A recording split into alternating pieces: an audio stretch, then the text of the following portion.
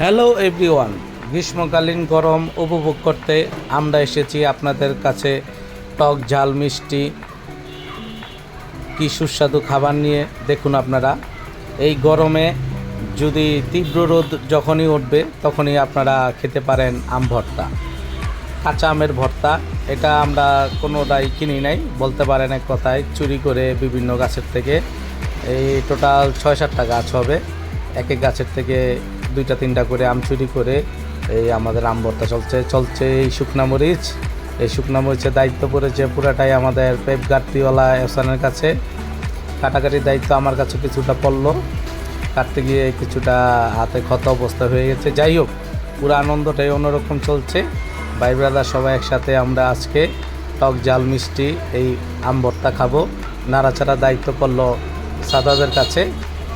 তো সবাই কম বেশি একটু কাজ করার পরে আমাদের প্রক্রিয়া, তো সবাই খুব টায়ার্ড, গরমে ক্লান্ত। তো এখন আমাদের পরিবেশন শেষ, এখন খাওয়ার পর্ব। সবাই একটু একটু করে খাবারটা নিচ্ছে। দেখুন সবাই বিসমিল্লাহ করে সবাই শুরু করছে। তো কে কে খেতে চান এই টক ঝাল মিষ্টি আমের এই স্যুপটা নিতে? তো আমিও এখন শুরু করব।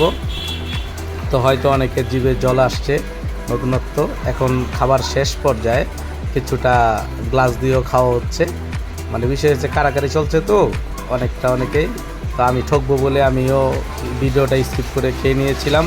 তো সবাই ভালো থাকবেন, আল্লাহ হাফেজ।